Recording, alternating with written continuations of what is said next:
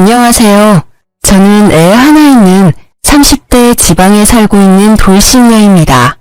제 이혼 스토리를 말하면 주변 사람들이 모두 신의 한 수였다고 할 만큼 절묘한 타이밍이었기에 이렇게 글을 쓰게 됐어요.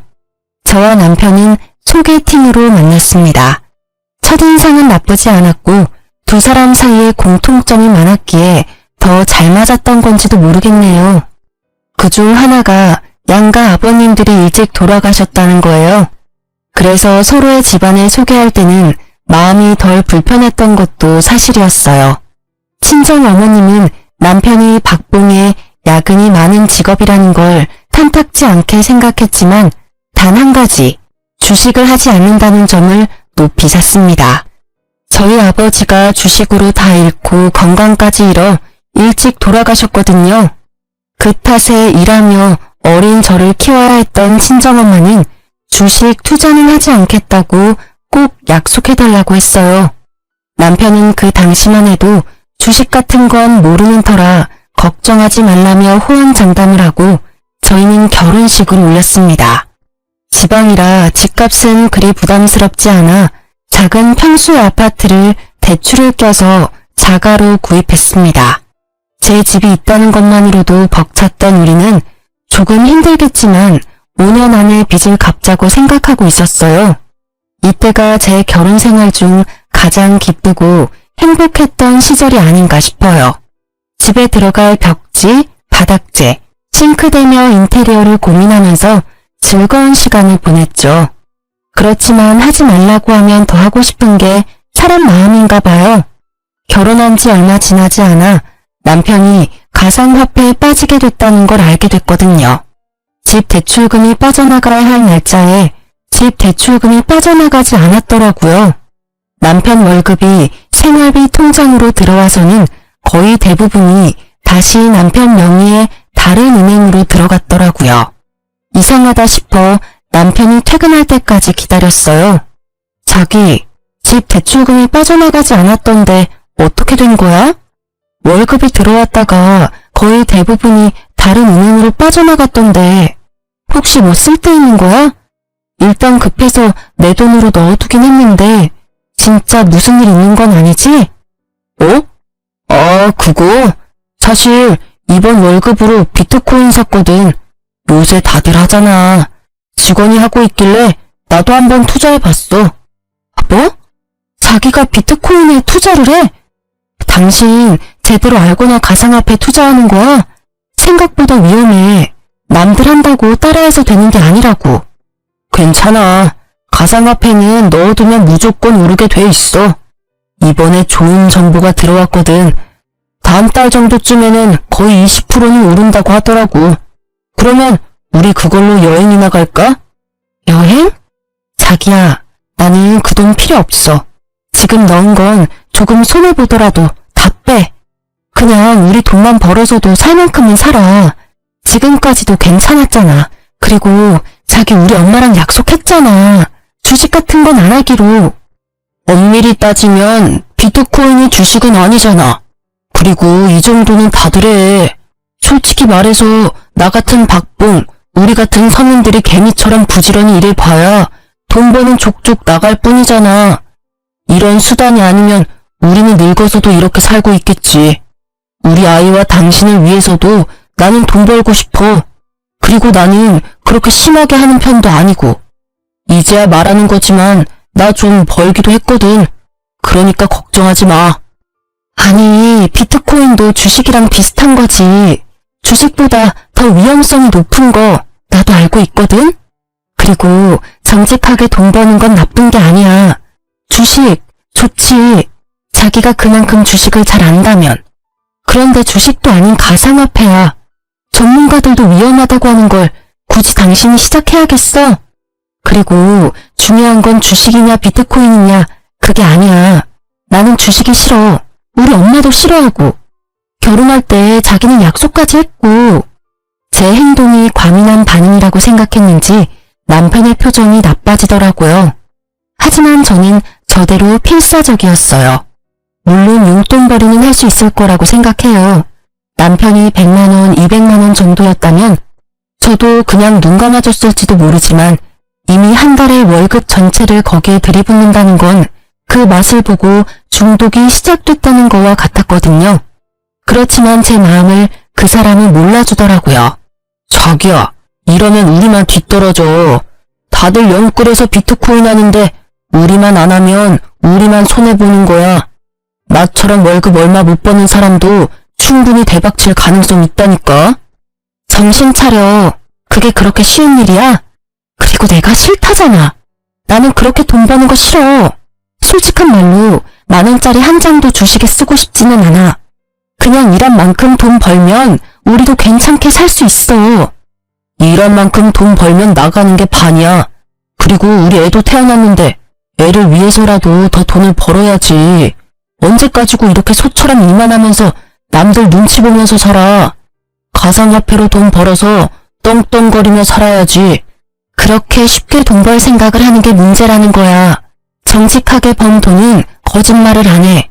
그치만 주식이나 가상화폐는 달라. 모르는 사람들에게는 거의 늪이나 마찬가지라고. 그리고 자기는 몰라. 돈이 사람을 어떻게 집어삼키는지. 우리 친정집에서 있었던 일 내가 이야기해줬잖아.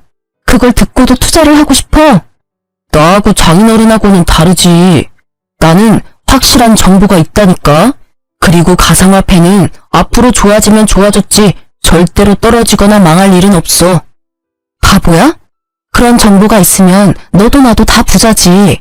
그런 거 다 사기꾼이라고. 자기는 뉴스도 안 봐? 그리고 가상화폐만큼 애매모호한 것도 없어. 전문가들이 바보니? 그 사람들 경고는 안 봐? 나는 지금 코인이 잘 되고 있다고. 그래서 당신한테 말하고 있는 거야. 수익률이 잘 나오니까 월급까지 넣는 거고. 난 잘 되고 못 되고 간에 그냥 당신이 월급을 모조리 코인에 넣는 게 싫은 거라고. 내 말이 이해가 안 돼? 됐어. 자기랑 이야기하는 게 벽이랑 이야기하는 거랑 똑같아. 그냥 이쯤 하자. 대출금은 내가 엄마한테 빌려서라도 넣을 테니까. 코인이 잘 되는데 시어머니한테 왜 돈을 빌려? 코인 잘 됐다며? 그럼 코인 팔아. 그거 팔아서 대출금 당장 넣어놔. 시무에게 돈을 빌리려는 정신나간 남편의 행동에 저는 놀라서 소리를 쳤어요. 궁시렁거리는 남편은 팔고 싶지 않은지 머뭇거리다가 어디론가 전화를 걸었습니다. 엄마, 난데 돈 좀 빌려줘. 미쳤어 진짜? 저는 얼른 남편 폰을 빼앗아 시무에게 말했습니다. 어머님, 죄송해요. 별일 아니니까 끊으셔도 돼요. 야, 폰 뺏어가면 어떡해. 그리고 지금 흐름 좋아서 당장 못 뺀다고. 그렇다고 어떻게 시어머니한테 돈을 빌려달라고 할 수가 있어. 당신 생각이 있어? 도대체 이게 무슨 소리야? 차분히 이야기 좀 해봐라. 왜 돈을 빌려달라는 거야? 결국 시무의 물음에 저는 남편이 벌인 일을 이야기할 수밖에 없었어요. 시무가 남편을 말려줄 수도 있다는 생각을 잠시 했거든요. 물론 제가 잘못 생각한 거였지만 남자라면 주식도 할 수 있지. 안 그래? 다 제 가족을 위해서 하는 일이지 않니? 네가 이해해. 그렇다고 큰 돈으로 하는 것도 아닌데 왜 이렇게 호들갑을 떠는지 나는 모르겠구나. 어머님, 큰 돈 작은 돈이 중요한 게 아니에요. 월급의 거의 대부분을 가상화폐에 쏟아붓는다고요. 그거야말로 잘못된 거죠. 무슨 일이든 미천이 있어야 하지 않니? 그거라고 생각하면 네 마음도 조금 편하지 않을까? 무조건 남편 탓만 하지 말고 너도 잘 알아봐. 어머님, 주식은 절대 안 된다고 저희 엄마랑 이이랑 철석같이 약속했어요. 그런데 이렇게 주식에 손을 대다뇨. 그래서 애까지 낳았는데 이런 일로 이혼하게? 내가 언젠가 한 번은 말하려고 했는데 사돈도 그렇고 너도 그렇고 둘 다 그렇게 융통성이 없어서 어떡하니? 결혼 전에도 난리더니 아주 남편을 잡겠다 잡겠어. 그리고 네 남편이 바보도 아니고 주식으로 큰 돈 날릴 사람처럼 보이니? 작은 돈으로 용돈벌이나 하려는 거겠지. 저는 그 말에 어이가 없었지만 일단 잠자코 들었어요. 우리 부부의 일에 시모까지 끼이면 일이 커질 것 같았거든요. 제가 받지 않겠다고 하는데도 시모는 결국 남편의 계좌로 돈을 붙여주겠다고 하고 전화를 끊었습니다. 결국 심호의 돈을 빌릴 수 있게 된 남편은 싱글벙글이었어요. 저놈의 머리털을 쥐어 뜯어서라도 코인을 말리고 싶었던 저는 친정엄마를 구원투수로 부르기로 했어요. 엄마, 김서방이 비트코인 투자한대. 어떻게 좀 알려봐봐. 내가 아무리 이야기해도 CR도 안 먹혀. 이번 달은 월급이 거의 다 들어간 것 같아. 아이고, 김서방 바꿔봐라. 내 단단히 일러둘 테니까. 남편은 제 전화에 기겁을 하고 나를 바라봤습니다. 저는 이렇게라도 남편의 생각을 돌리고 싶었기에 전화를 건넸어요. 결국 받지 않으려던 남편이 마지못해 전화를 받았죠. 장모님. 애엄마가 너무 호들갑 떠는 거예요. 진짜 별거 아니고 돈도 많이 안 들어갔어요. 그리고 주식 아니고 가상화폐라는 건데. 구구절절 핑계를 대려는 남편의 말을 친정엄마가 가로막았어요. 김서방, 주식은 절대로 시작하면 안 돼. 다른 사람들은 몰라도 내 사위인 자네만은 절대로 하면 안 되는 거야. 자네가 내 딸을 사랑한다면 더더욱 하지 말아야지. 딸애가 주식으로 아빠를 잃고 얼마나 힘들어했는데 월급을 다 넣는 건 투자가 아니라 도박일세. 그러니 제발 그만하게. 그렇지만 지금 수익률도 엄청 잘 나오고 있고 잘 성공하면 저희도 한 방에 크게 벌 수 있는 그만. 자네 이런 모습이 무서운 거야. 한 방에 크게 벌어? 그렇다면 한 방에 크게 잃는 일도 있다는 걸 알아야지. 그래도 지금 알았으니 다행이지. 수익률이 좋다니 지금 당장 돈 넣은 거 다 빼게. 그리고 다시는 투자할 생각하지도 말고. 예, 장모님, 알겠습니다. 그래도 장모님에 대한 존중이 있었는지 그만두겠다 대답은 잘하더군요. 하지만 전화를 끊자 남편은 제게 도리어 화를 냈습니다. 그런 말을 왜 장모님한테 한 거야? 장모님이 날 뭘로 알겠어? 약속이나 깨는 놈으로 생각할 거 아니야? 그럼 아냐? 지금 약속이나 깨는 사람이 됐잖아. 월급을 어떻게 다 비트코인에 투자를 해? 나 육휴 중이라 월급도 반으로 줄었어. 이 와중에 생활비까지 줄어들면 쌀밥만 먹고 살래? 우리 애를 좀 봐. 잘 먹고 잘 놀아야 할 이 시기에 돈 없어서 굶으면 보기 좋니? 왜 또 그렇게 이야기를 해? 어차피 이유식 기간 동안에 뭐 그리 많이 먹는 것도 아니구만. 이제 1살도 안 된 애가 뭘 안다고 이것저것 다 해주려고 해? 지금 좀 부족하게 살아도 좀 있으면 돈 더 벌 수 있다니까? 말이 안 통하네. 돈을 더 벌지 더 잃을지 어떻게 알아? 네가 신이니? 뭐라도 돼? 됐고, 이렇게 돈 벌어서 쓸데없는 일에 쓸 거면 내가 복귀해서 돈 벌게. 자기는 육아휴직 쓰고 집에서 애나 봐. 육아휴직 쓰면 월급 팍 줄거든? 월급 줄라고 그러는 거야. 내가 돈 벌면 내가 알아서 생활비 꾸리면 되는데 자기가 돈 벌면 생활비는커녕 대출금까지 비트코인에 다 투자할 것 같으니까. 그리고 내가 생활비 관리할 거니까 자기 육아휴직 급여 통장은 우리 생활비 통장으로 들어오게 해줘. 지금처럼 그냥 생활비만 넣을게. 대신 나머지 돈으로 나도 쓸 수 있게 해줘야지. 이렇게 막는 게 말이 돼? 누가 뭘 막아? 생활비 통장으로 사고 싶은 거 사. 대신 현금 출금이나 송금은 안 돼. 그런 내역 있으면 당장 생활비 통장도 못 쓰게 막아버릴 거니까. 대출금 갚아야지. 그거 못 갚으면 우리 큰일 나. 결국 남편은 육아휴직을 쓰기로 하고 생활비 통장을 제가 관리하게 됐어요. 한동안은 육아로 바빠서 그런지 아니면 반성을 한 건지 비트코인에 대한 이야기는 하지 않더라고요. 생활비 통장도 깨끗하고요. 그래서 마음을 놓았는데 여전히 불안하기는 했어요. 제 버릇 난 못 준다고 한번 돈의 맛을 들인 남편님이 다시 코인을 찾을까봐 매의 눈으로 남편을 지켜봐야 했어요. 그렇게 시간이 지나면서 점점 남편이 정신을 차렸다고 생각하고 있었어요. 그렇지만 평화로움은 그리 오래가지 못했어요. 3달 정도 뒤부터 남편은 경조사비를 자주 요구하기 시작했어요. 처음에는 친구 결혼식, 그 다음은 돌잔치, 장례식 등등 갑자기 밀어닥치듯 경조사가 줄줄이 있더라고요. 경조사비야 저희도 다 돌려받을 거라는 생각이 있었기에 아낌없이 내어주었는데 이게 여러 건이 되니까 약간 쎄한 기분이 들더라고요. 그러던 중 시모에게 전화가 왔어요. 예, 오늘 내가 다른 사람이랑 부딪혀서 그 사람 스마트폰을 망가뜨리게 했지 뭐니. 내가 목돈이 없어서 그러는데 돈 좀 빌려주면 안 되겠니? 물어보니까 신형폰이라서 300만 원 정도 한다는데. 네? 무슨 폰이 그렇게 비싸요? 혹시 사기꾼 뭐 이런 건 아니에요? 어떻게 하다가 떨어진 건데요? 아니야. 폰만 떨어뜨린 게 아니라 상대방도 넘어져서 좀 다쳐서 병원도 가야 한대. 그래서 돈을 많이 부르네. 좀 해주면 안 되니? 내가 나중에 갚아줄게. 저는 시모의 말에 뭔가 의심스러웠지만 대놓고 의심할 수도 없어 일단 돈을 먼저 붙여주었어요. 이상한 마음이 들었지만 시모가 다친 게 아니라면 다행이라는 생각도 들었고요. 그리고 그날 저녁 남편이 애를 씻기러 들어가고 저는 식탁에 앉아서 밥을 먹으려는데 남편 폰이 울리더라고요. 대출금 상환 문자가 왔는데 발신인 번호가 제가 아는 은행 번호가 아니더라고요. 우리 집 대출금이 나가는 금융기관이 아니라 제2금융권이었어요.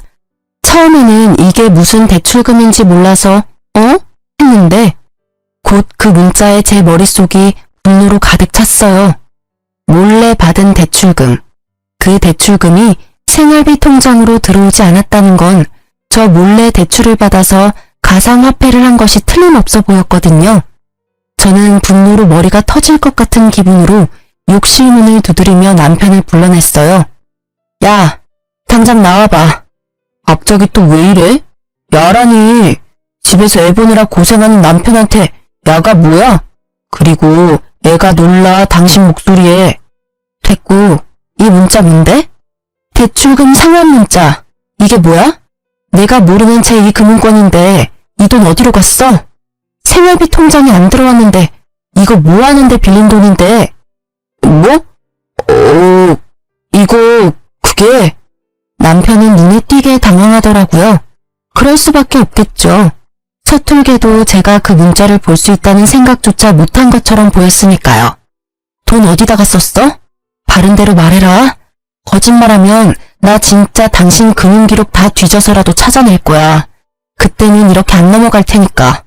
설마 또 코인은 아니지? 수긍하는 제 말에 남편의 눈이 제 얼굴을 피하더군요. 딱 보니 감이 왔어요. 가상화폐에 또 넣었구나 싶었죠. 너 비트코인을 대출까지 받아서 하는 거야? 조용하다 했더니 뒤에서 아주 호박씨를 깠네. 나랑 엄마 속이고 또다시 손을 댔어? 그래, 대출금이 총 얼마야? 그게... 얼마 안 돼. 진짜로 코인 잘 되면 곧 다 갚을 거야. 그래서 얼마나 빌렸냐고.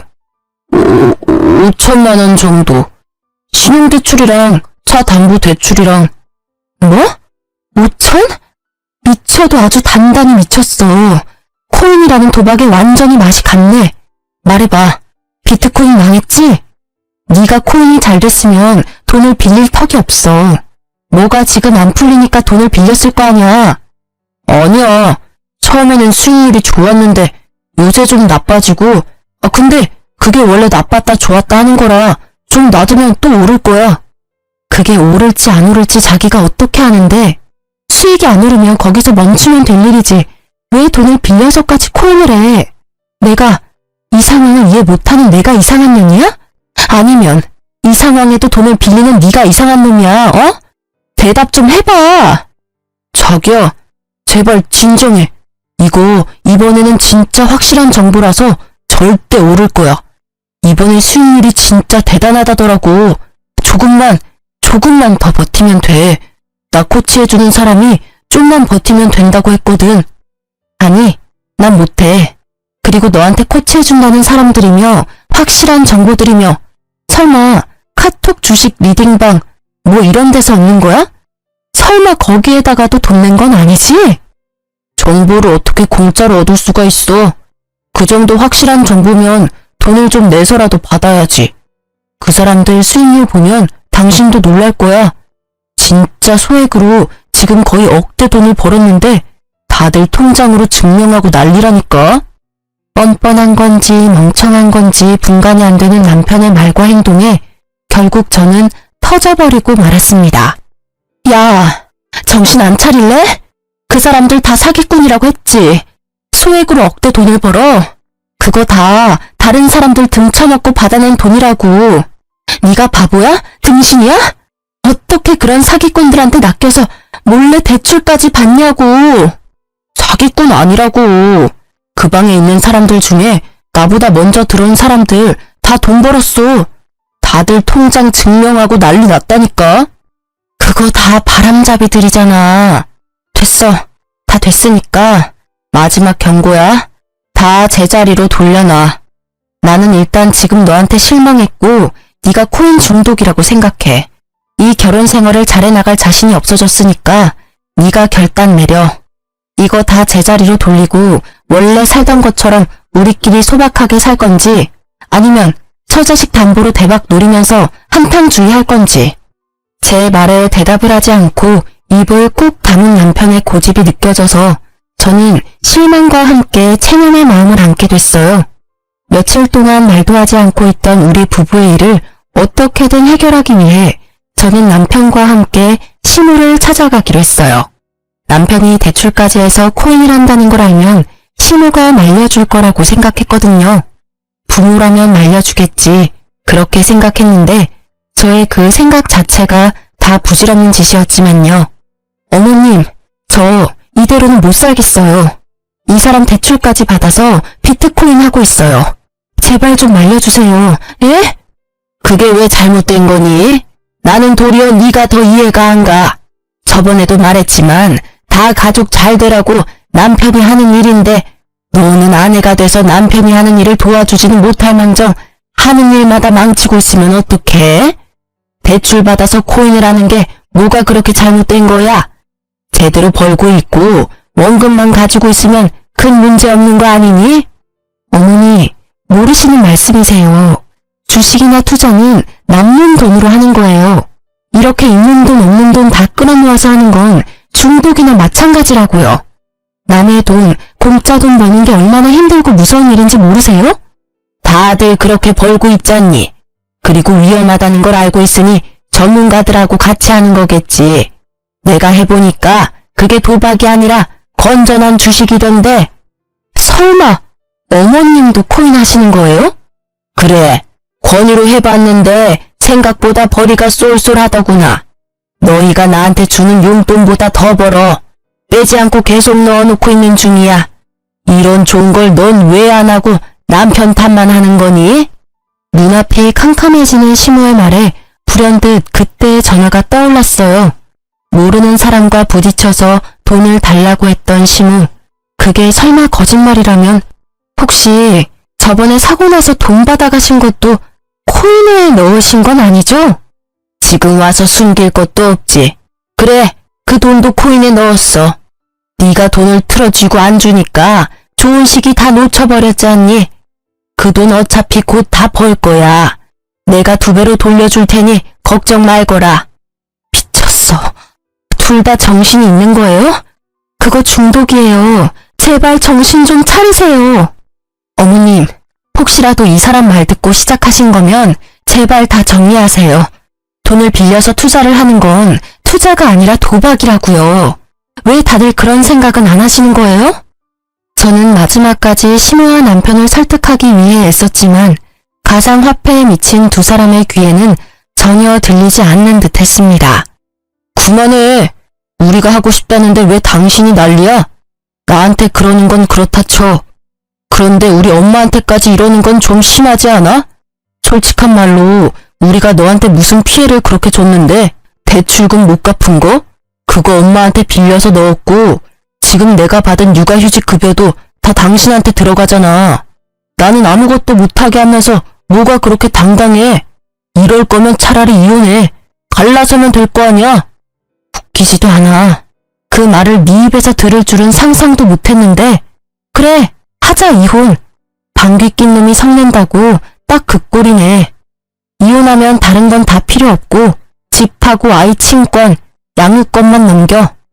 딱 봐도 남편 놈에게 돈이라고는 없을 게 분명하고 가진 게 없으니 위자료도 뭐도 아무것도 없을 것 같아 고민하던 저는 일단 집이라도 받아야겠다는 생각을 했어요. 그 집의 대출 상환금 중에 반은 내가 낸 것이기도 했고 집에 정이 들었기에 팔아버리고 싶지는 않았거든요. 그런데 대출금 상환 능력도 없는 남편놈이 갑자기 안 된다지 뭐예요? 지금 생각이 있는 건지 없는 건지 저는 답답한 마음에 쏘아댔습니다. 뭐? 집?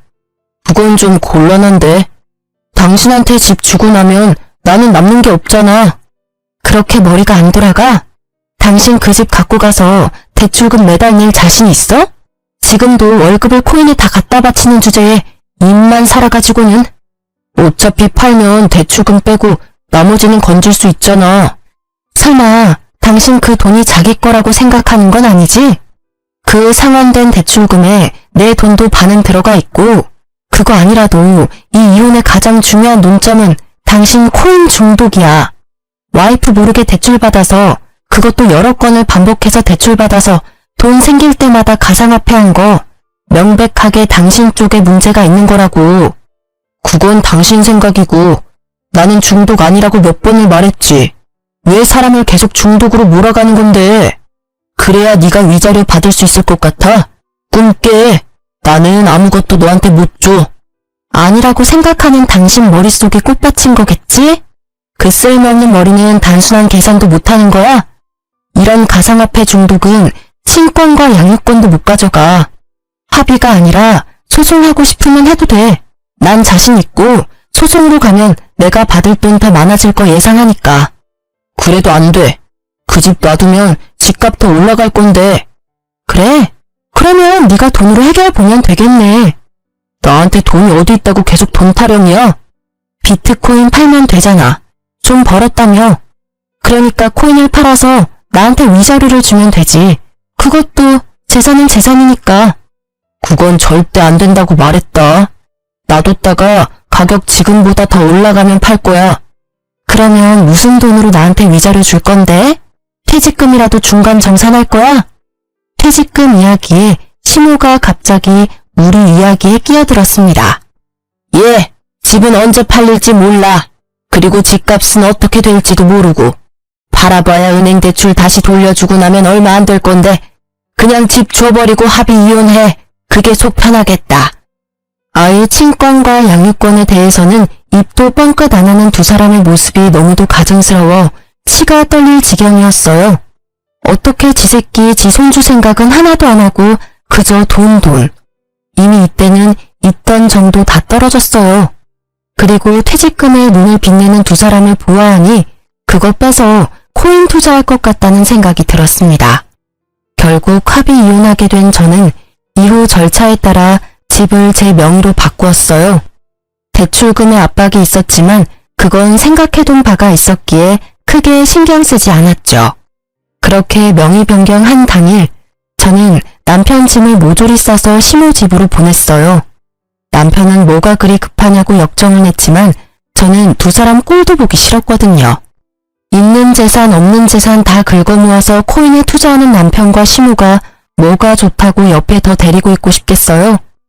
남편부터 쫓아낸 저는 친정엄마를 저희 집으로 모셨어요. 친정엄마가 살던 작은 빌라를 팔고 그 돈으로 저희 집 대출금을 상환했죠. 그리고 매달 내던 제 대출금은 매달 친정엄마 용돈으로 드리기로 했어요. 한 달쯤 지났을까요? 남편이 집으로 찾아왔더라고요. 아이가 보고 싶다나 뭐라나. 이혼하자며 큰소리 떵떵 칠 때는 우리 딸 이름 한자도 꺼내지 않더니 갑작스레 딸이 보고 싶다는 말이 믿음이 갈 리가 없잖아요. 딸이 보고 싶다는 가짜는 핑계 같은 거 대지 말고 하고 싶은 말 있으면 해. 이야기는 들어줄게. 우리 이혼하는 거 다시 한번 생각해보면 안 될까? 그게 무슨 소리야? 우리 이미 그 이야기는 다 끝냈다고 생각하는데 너도 나도 시어머니까지 동의한 거 아니었어? 이제 와서 두말하는 건 아니지? 나는 이미 생각 끝났어. 너무 냉정하게 끊지 말고 잘 생각해봐. 애한테는 아빠도 필요하고 무엇보다 나한테 당신이 너무 필요해. 입이 삐뚤어져도 말은 똑바로 해야지. 당신이 필요한 건 내가 아니라 내가 벌어다 줄 돈이잖아. 그런 식으로 말하지 말라니까. 물론 돈도 지금 없기는 해. 그래도 그것만으로 이혼 다시 생각해보라는 건 아니라고. 2번 다시 가상화폐는 안 할 테니까 다시 돌아와줘. 당신 돈이 왜 없어? 집 대출금 상환액만 해도 100만 원 남짓이야. 그거면 지금 가지고 있는 대출도 충분히 갚을 수 있어. 게다가 퇴직금도 있잖아. 그거 받아서 대출 상환하면 끝이지. 그 꼴을 보니 그 돈도 다 가상화폐에 넣었겠네? 그게... 쭈뼛거리며 불쌍한 표정을 짓는 남편놈을 보니 딱 견적이 나오더라고요. 집어릇게 못 준다고 결국은 가상화폐에 다시 털어놓은 것 같았어요. 진짜 잘 되고 있었는데 이번에는 재수가 없었어. 내가 투자한 가상화폐가 갑자기 유의 종목이 돼서 결국은 하나도 못 건졌다 그거지? 이거 봐. 내가 뭘 했어? 사기꾼들 손에 놀아나지 말라고 했지. 됐어. 더 이상 이런 주제로 이야기하는 것 자체가 싫다. 다른 데 가서 알아봐. 매몰찬 제 말에 남편이 갑자기 무릎을 꿇더니 제 바짓가랑이를 붙잡고 늘어졌어요. 그 모습이 처량하고 딱한데 딱 거기까지였어요. 그러게 내가 말할 때는 들은 채도 안 하더니 결국은 이런 사달을 만들고서는 이제와 후회한답시고 나한테 다시 합치자고 하다니 뻔뻔한 것에도 정도가 있어야죠. 여보, 제발 나 딱 한 번만 살려줘.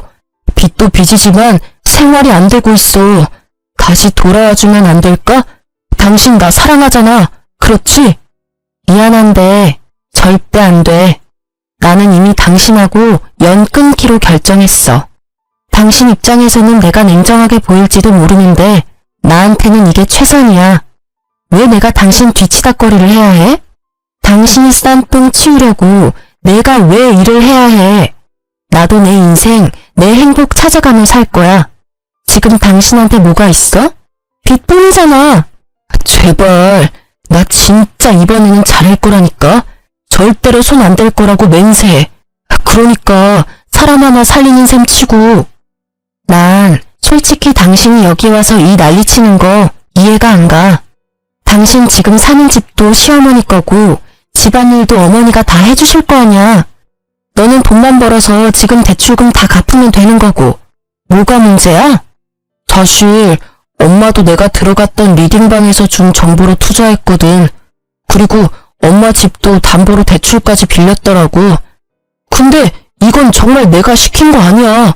엄마가 그 정보에 혹해서 대출을 받아서. 이거 봐. 주식 같은 거에 중독되면 도박 중독이랑 똑같다고. 내가 뭘 했어?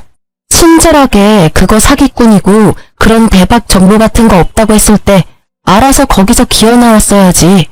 그저 한탕할 생각에 붙잡고 있으니 휴지 쪼가리 돼서 쪽박 찼잖아. 퇴직금은? 설마 당신 퇴직금도 거기 넣은 건 아니지? 퇴직금도 넣었어. 그치만 진짜로 다음번에는 안 그럴 자신 있어. 그때 상한가에 제대로 팔기만 했어도 이러고 있지는 않을 거라고.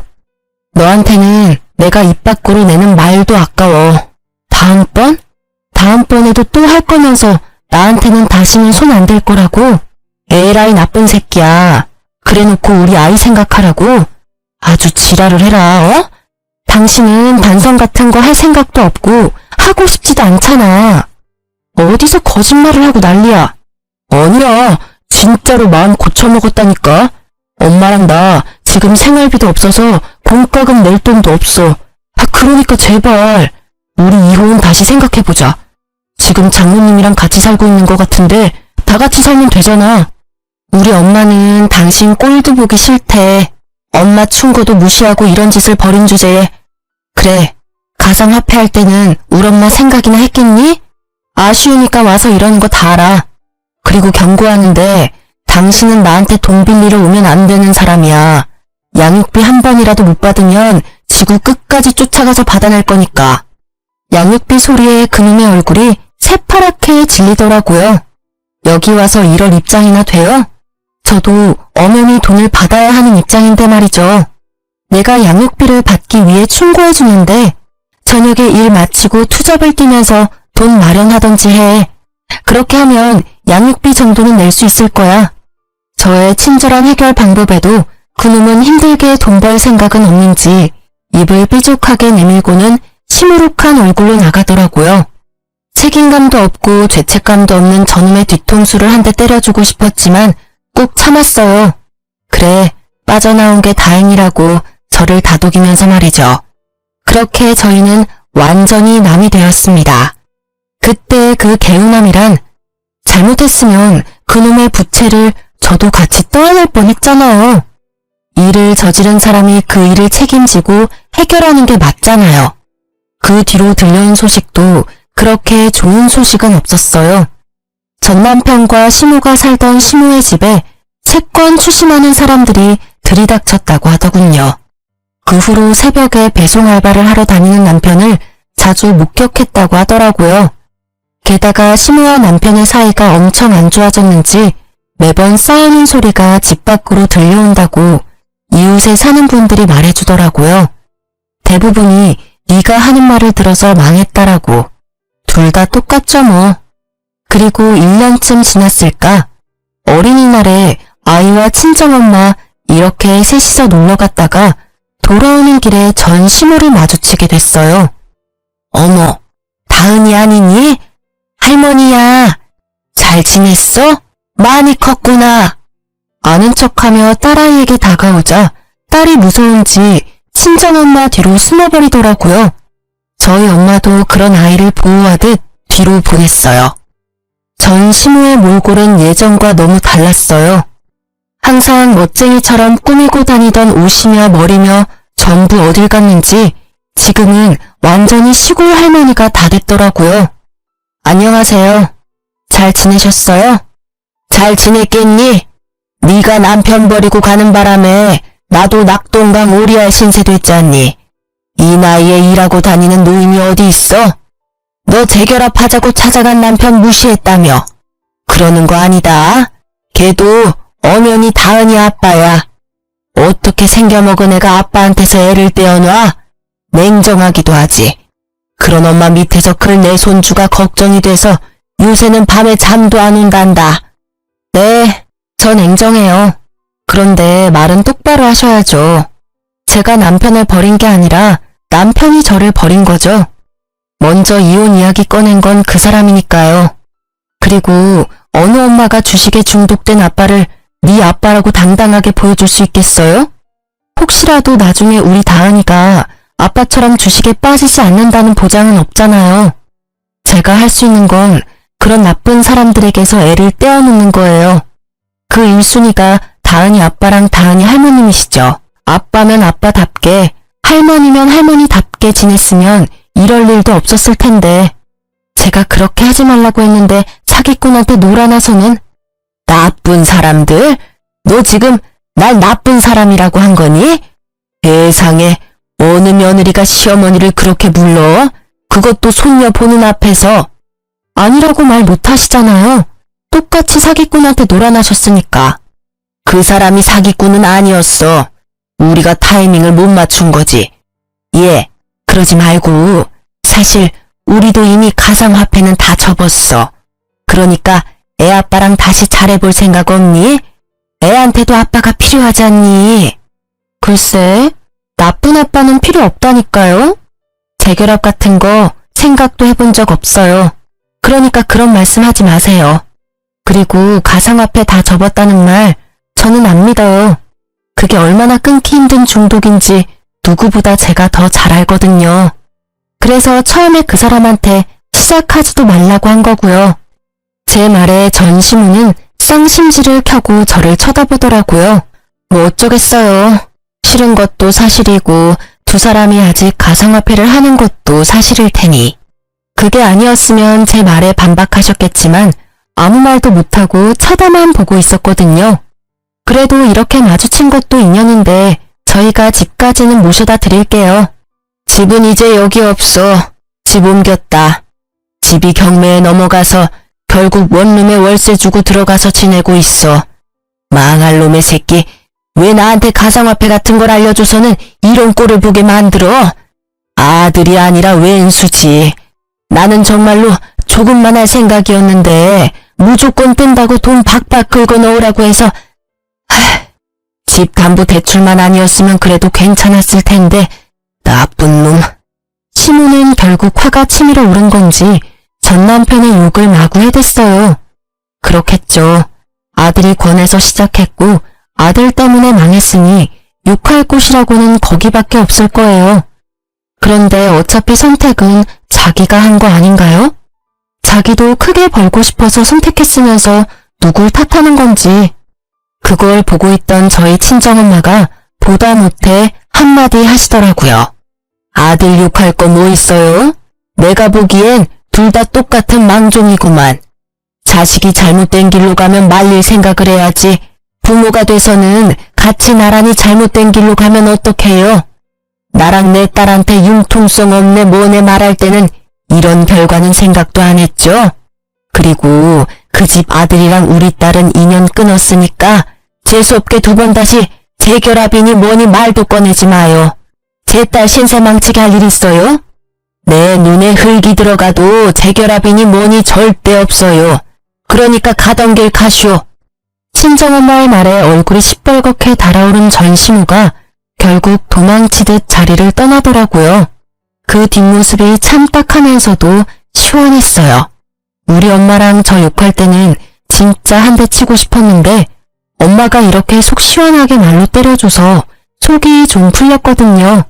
나중에 알고 보니 엄마도 화가 나서 내뱉긴 했지만 속이 시원하다고 저한테 웃으면서 말하더라고요. 전시모는 전 남편이 저한테 돈을 빌리러 왔다는 걸 알고 있었을까요? 알았다면 저한테 재결합이니 뭐니 그런 말 못했겠죠. 그리고 한편으로는 너무 무섭더라고요. 만약 제가 이혼을 하지 않았다면 그 꼴을 다 당하면서 후회하며 살았겠죠. 그 뒤로 전 남편과 전 시모를 본 적은 없었어요. 저는 이혼하면 제가 힘들게 살 수도 있을 거라고 생각했는데 이혼 전보다는 더 잘 살고 있어요. 친정 엄마한테 애기 맡기고 일하는 것도 이제는 더 편하고요. 덕분인지 승진도 하고 솔직히 지금 돈에 쪼들리지는 않아요. 그럼에도 내 아이를 위한 양육비는 꼬박꼬박 받아내고 있어요. 내 아이 앞길에 조금이라도 도움이 된다면 꼭 받아내는 게 맞는 일이죠. 전 남편이 보내는 양육비는 매달 들쭉날쭉이지만 일단 보내고 있다는 것만으로도 다행으로 생각해요. 그나마 완전 탕진은 아닌 모양이라고 생각하며 한시름 놓쳐. 제가 이혼 과정 중에 가장 잘한 일은 대출금을 떠안고 집을 받아온 거라고 생각해요. 처음에는 돈을 받아오지 않아서 큰일이라도 생기면 어쩌나 싶었는데 집값도 조금 올랐고 친정엄마 덕분에 대출금도 사라져서 실보단 득이 더 많거든요. 인생의 타이밍이라는 게 얼마나 중요한지 이번에 이혼을 하면서 깨달았어요.